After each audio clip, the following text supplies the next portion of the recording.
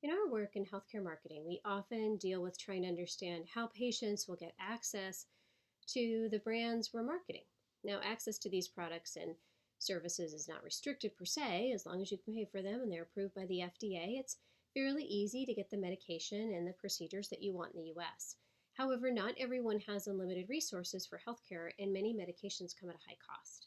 So, patients have to comply with the policies of the insurance company and the organizations who pay for their care. As more and more medications like biologics and gene therapy become available, the higher price tag means the connection between payer and access becomes stronger. This makes it even more important to understand how the companies that pay for these medications operate. In this section of our program, we're going to talk about Medicare and specifically Medicare and Medicaid. You'll learn how these systems work, a bit about their history and their projected future, and also what they mean to our healthcare advertisers like us. So often patients being targeted by our campaigns fall outside of those eligible for Medicare, which is only eligible for those 65 years of age and older. But since Medicare formularies are currently being used by many commercial plans as a standard set of drugs and procedures suitable for coverage, it's a good idea to understand its influence on a patient's access to care. In some brands I've worked on, Medicare has been the single most influential element affecting product growth and adoption. So in this lesson, you'll learn the ability to understand Medicare and all of its parts. There's A through D, including MedSup. You'll be able to describe the eligibility and enrollment basics, define the differences between Medicare and Medicare Advantage, understand the difference between Medicaid and Medicare, and know what the donut hole is and why it matters to pharma. It's not as delicious as it sounds. Understand how drugs are approved to be on Medicare formularies, and lots of other things. Let's get started. Generally speaking, U.S. citizens are eligible to enroll in Medicare when they turn age 65. Even if they're covered by an employer-sponsored retiree health plan, people usually have to enroll in Medicare. This is because most employer-sponsored retiree health plans either end at age 65 or they coordinate benefits with Medicare once the member turns 65 so that they don't have to contribute as much to covering the health care of their retirees. There are certain types of conditions that are seen as being so burdensome down the healthcare system that the patient may be approved for benefits regardless of age. These include end-stage renal disease patients who have undergone a kidney transplant or are on dialysis, and those with Lou Gehrig's disease. Now, there are several parts of Medicare, which we'll cover in more detail later in this presentation, but just at a high level, there's four basic parts. Part A covers hospital care. Part B covers physician visits. And Part C, which is Medicare Advantage, and replaces both A and B with a plan that's closer to the kind of managed care commercial coverage most people have when they're under age 65. Now, there's also parts F through N, which is Medigap and Medicare supplement plans that we'll talk about. And there's also a Part D, which is a prescription drug plan. So Medicare and Medicare supplement plans would be purchased if the consumers want to, but only if they also have Part A and Part B. Medicare supplement plans aren't available to those with Medicare Advantage plans, and we'll explain that later. There's other parts of Medicare that are available for purchase through a variety of different sources, but Part A is provided to eligible members completely free of charge. And then for other parts of Medicare, the members must pay. So premiums for Medicare Part B, C, and D are much, much lower than commercial coverage, sometimes as little as $5 per month, and some Medicare Advantage plans, or Part C plans, are offered at a $0 premium. We'll talk about how that's possible later in this presentation. First, important to kind of know how people get enrolled in Medicare, and there's a Medicare enrollment process. So typically letters go out to those that are about to age in, meaning they're about to turn age 65, alerting them to their options and reminding them of the upcoming initial enrollment period. So you have an initial enrollment period that starts 3 months before you turn 65, the month you turn 65, and 3 months after you turn 65. So 7-month initial enrollment period that's all just around your individual birthday. Now, you can enroll in Medicare at that time. After that initial enrollment period, you could be eligible again to enroll or to switch Medicare plans once a year during an open enrollment period, which occurs from October 15th through December 7th each year. Now, enrollment can happen a lot of different ways. They make it very easy. It's online, over the phone, in person. There's Medicare education centers that are set up during open enrollment periods at senior centers, hospitals, libraries, community centers. Government makes it very easy to enroll. So, just a quick history of Medicare, because I think it's kind of fascinating, especially as we talk, about the single payer system and Medicare for all. But Medicare was signed into law in 1967 by President Johnson. Now, sitting nearby, you're going to see in this photo former President Harry Truman. So, in fact, the bill was signed into law at the Harry S. Truman Presidential Library in Independence, Missouri. Now, why? Why do that and why have Harry Truman here? Well, because President Truman had worked so diligently during his presidency to bring health care to U.S. seniors, but he wasn't able to really get it done. So President Truman was trying to honor the wishes of his former boss, President Roosevelt, who had to take a senior health plan out of the Social Security law in order to get Social Security passed. Powerful lobbying of the American Medical Association and the American Hospital Association had prevented that legislation from passing. So Roosevelt wasn't able to get Medicare in with Social Security, so Truman was really working hard. Now, when Democrats won both the House and the Senate in 1964, the Medicare law was able to be put in place. And with one signature, 19 million people in the U.S. were granted health care coverage. Once the bill was signed into law, both parties added the program over the years. So in the 70s, coverage was extended to those Americans with disabilities, as well as those diagnosed with end-stage renal disease. And in the 1980s, home care services were added along with Medigap coverage that allowed seniors to purchase policies and gave them additional benefits to the standard benefits offered by the government's Part A and Part B. In the 1990s, they added to it again, and states were required to cover even more premiums for low-income Americans. In 2003, President Bush launched Medicare Part D, which brought prescription drug coverage to seniors. And most recently, the 2010 Affordable Care Act put certain policies in place to encourage the delivery of more efficient care. Most recently, Medicare has added the expansion to include telemedicine and payments for telemedicine. So the Medicare program continues to grow and evolve. So let's talk about the Medicare supplement. So we have all four types of Medicare, but let's make it more complicated by adding supplements. So when back before there was Medicare Advantage, when it was just Medicare Part A or Part B, you had hospital and you had your physicians, but then other people wanted things like chiropractic care. They wanted extra days in the hospital, and they wanted a plan that would help them kind of afford that, or they wanted to buy insurance to help them pay down high deductibles. So, or they wanted care for when they traveled outside the U.S. So supplemental coverage was certainly important. So Medicare supplement plans, or MedSup, as they're sometimes referred to, are designed to fill in these gaps in Part A and Part B. So if you're covered by Part A and by Part B, you may also want to purchase a MedSup plan to cover the costs. Now, according to the Kaiser Family Foundation, about 19% of Medicare enrollees were not covered by a supplemental plan of any type in 2017. So usage is high, but there's still a lot of people that have gaps. Now, employer-sponsored insurance provide retiree health coverage about 30% of traditional Medicare beneficiaries, but over time that's been dropping. So we had fewer beneficiaries are expected to have this type of coverage, and since the large share of firms, they have retiree health benefits, and employers are dropping a lot of their retiree health benefit policies. So there was about 66% of companies had a retiree health benefit in 1988. Only about 18% of them had one in 2018. So it's dropped quite a bit. Medigap, which is also called a MedSup insurance, it provides supplemental coverage to about 30% of beneficiaries, and these policies are sold by private insurance companies, and so they cover, they kind of add some things to Part A and Part B, maybe some additional deductibles, some, lower copays and things like that. But the real story here is Medicare Advantage. So if you want a plan that's going to be very low cost, that's going to include the health coverage, that's going to include the hospital coverage, that's going to simplify all of your additional benefits, that's going to have drug coverage, be very similar to when you were working, then you want to be on a Medicare Advantage plans.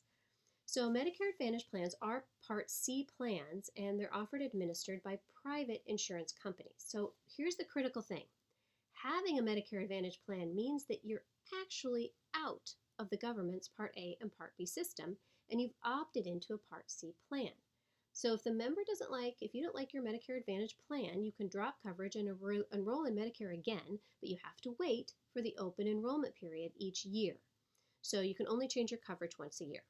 Now, the private insurance companies that offer Medicare Advantage plans get a subsidy from the government.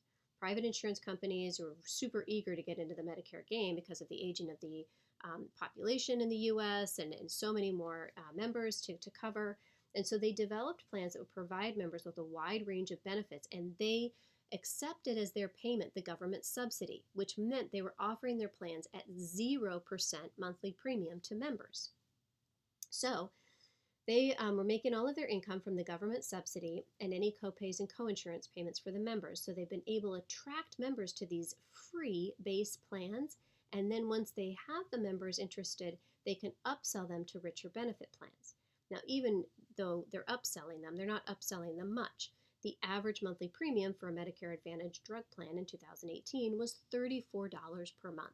So you have your Medicare Advantage, you have your drug coverage, and you're paying $34 a month. Members can enroll in different plan options. You can have a health maintenance organization or a preferred provider organization, receive all of the benefits.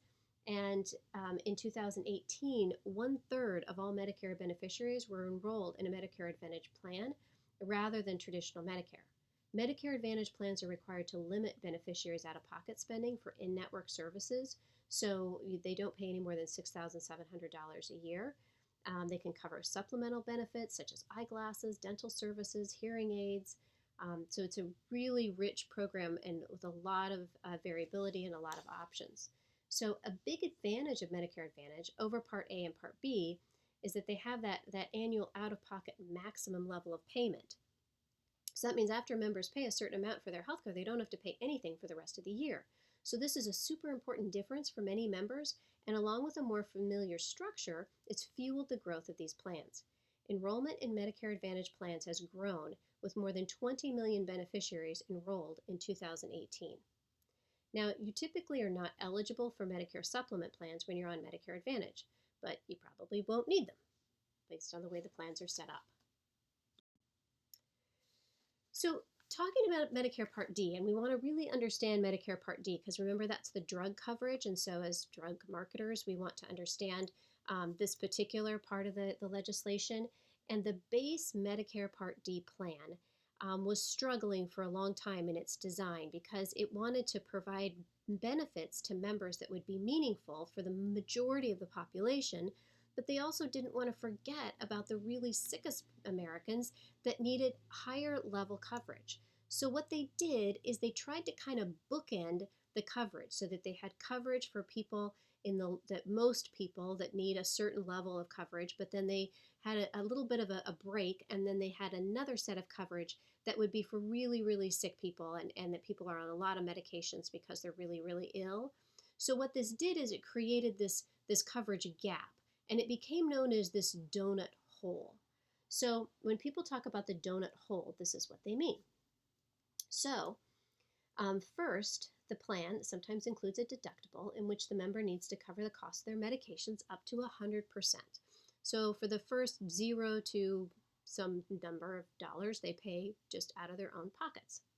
Now, this deductible could be $250, it could be $500, whatever. They can set that as they want to, and then the initial coverage kicks in.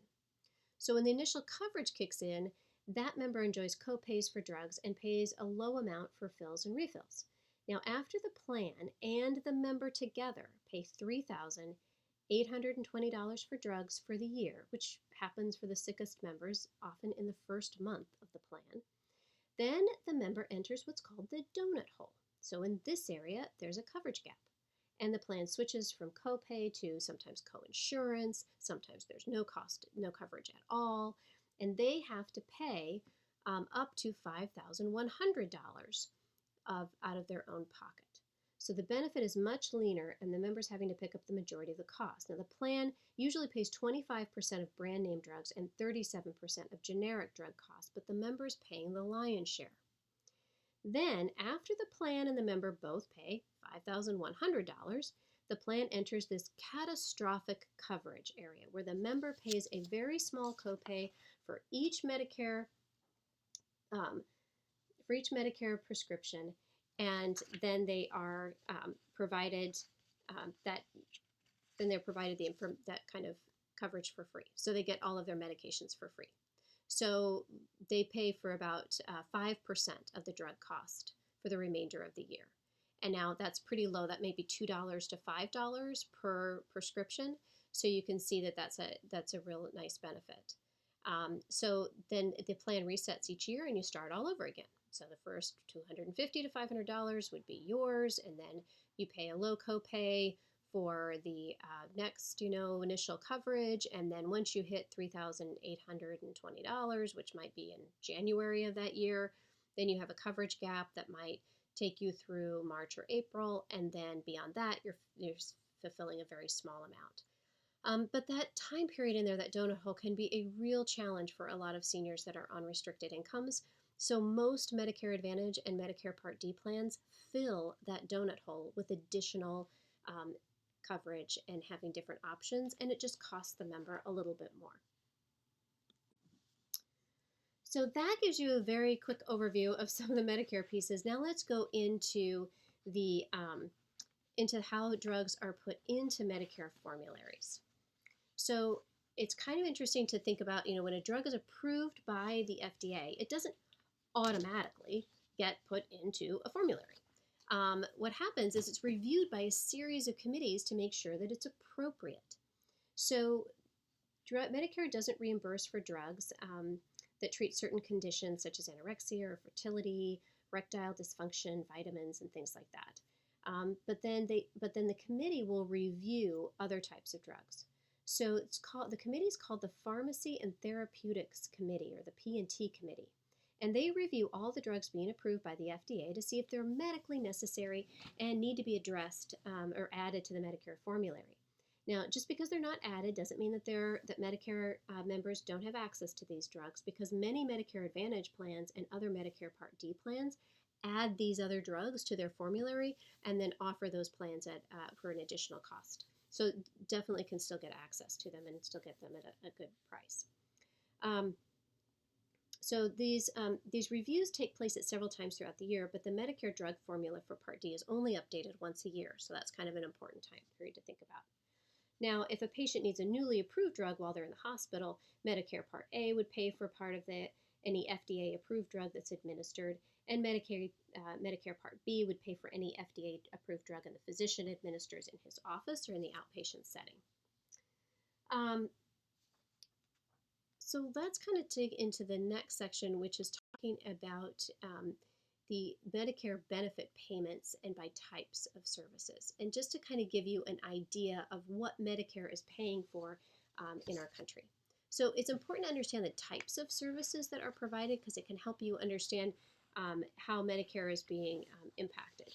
So if we take a look at this chart, hospital and physician services, hospital inpatient services, and prescription drugs, those are where the majority of the payments are being made.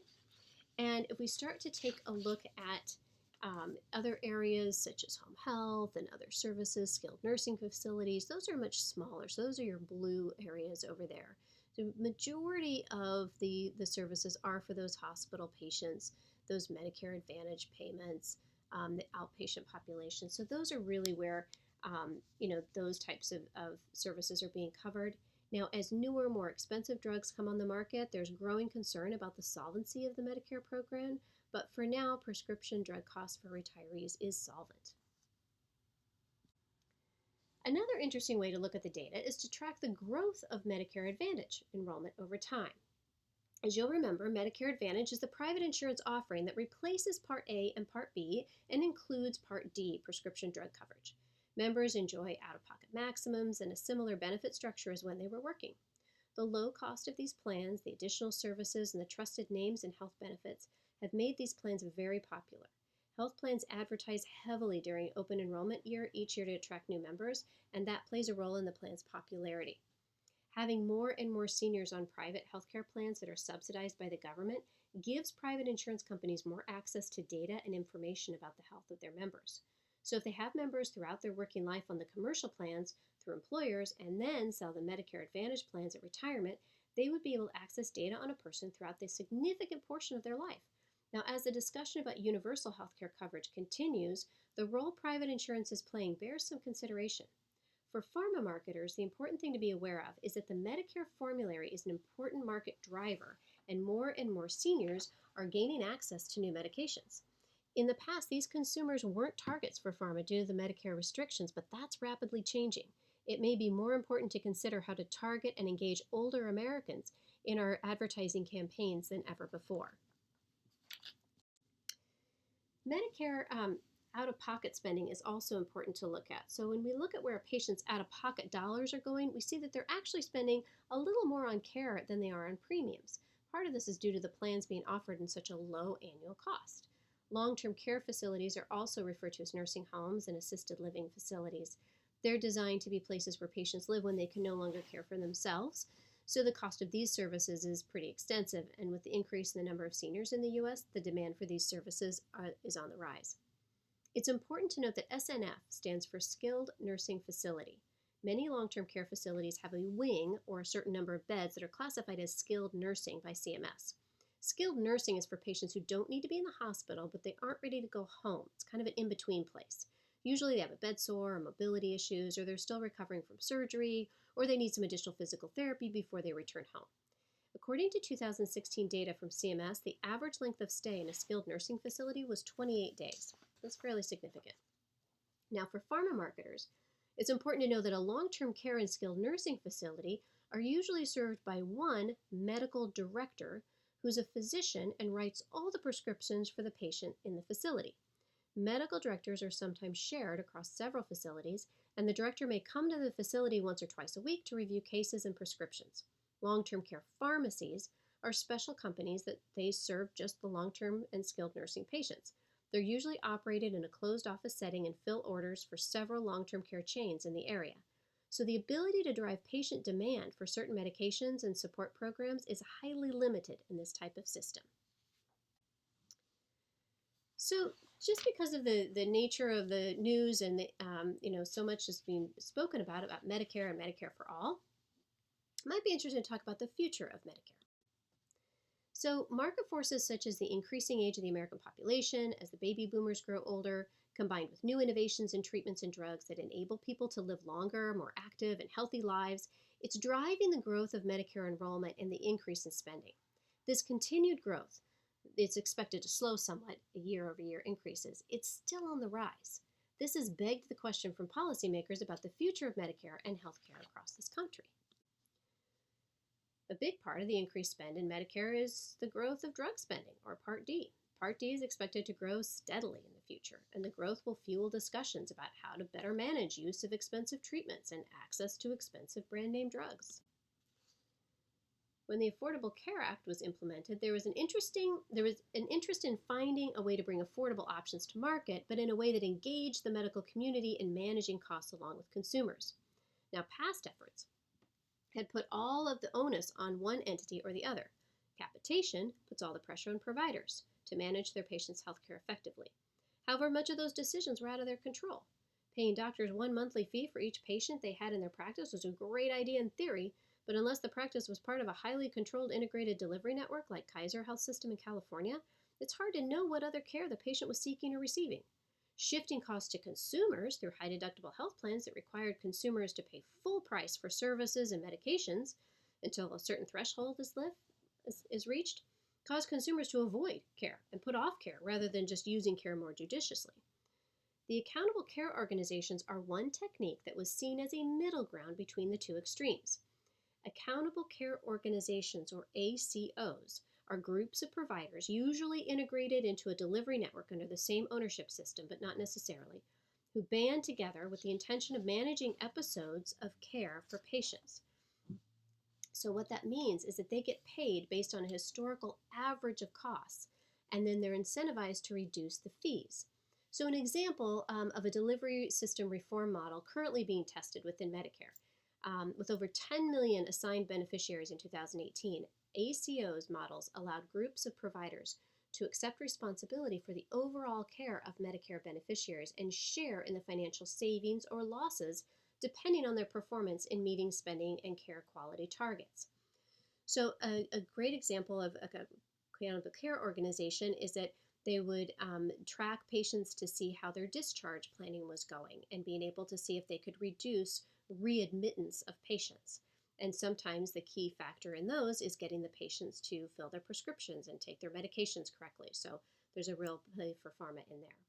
Now, another new model included bundled payments.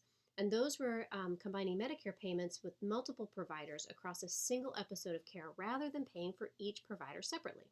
So this initiative was aimed at reducing the cost of care and encouraging different providers to work together. So there's lots of hospitals that are out there testing bundled treatments, they're testing episodes of care, and they're using branded medications in an attempt to kind of embed their products into these emerging treatment paradigms. So pharma is really interested in trying to see how they could partner more closely with healthcare companies and healthcare organizations to help experiment and see what they could be doing to get their medications out to the right patients. So with all this talk about Medicare, some of you might be wondering, what about this Medicare for All program I keep hearing about in the news? Well, there is definitely a national debate raging on the campaign trail about healthcare, which is nothing new.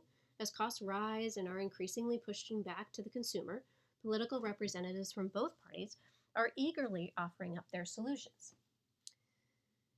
Now, if Medicare works so well, with Medicare Advantage, patients paying small annual premiums, what if we created Medicare for All? Well, the first thing it's important to know is that Medicare for All is not one plan. There are many proposals being considered. The most extreme of these plans have a few things in common. Say, you've got the comprehensive benefits, they're tax funded, they replace all commercial insurance, they've got lifetime enrollment, all of those things that you see there in that yellow box. At their heart, they lead to a single payer system. But remember, we have several different ways that healthcare is paid for in the U.S. Health plans, employers, individuals, the government. A single payer system would mean that all of those other ways of paying goes away, and the government, likely the federal government, would pay for all healthcare. What that likely means is that taxes would go up, which ironically is not so popular a political platform. So at the end of the day, will this happen in the near future? Not likely. In fact, they get some of the conversation that's going on, and the debate is focused, it's forecasted to go on for many more years. One reason is that no one wants to pay more taxes. Some argue about the amount Americans are paying for their healthcare premiums now will go back into their paychecks, so the end result may be minimal. However, many employers pay a lion's share of employee healthcare premiums, so the shift from paying a partial amount of a monthly premium to a total amount of a monthly premium via a tax increase is not going to be greeted with joy by most Americans. And taxing employers has traditionally not been very effective either.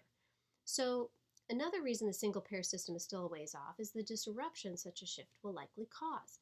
None of the plans currently being proposed require physicians to participate in the system, and currently many physicians refuse to accept health insurance or Medicare. There's a good chance that at the start of a new system, many doctors would opt out, which would mean individuals would need to switch doctors, something Americans really don't like.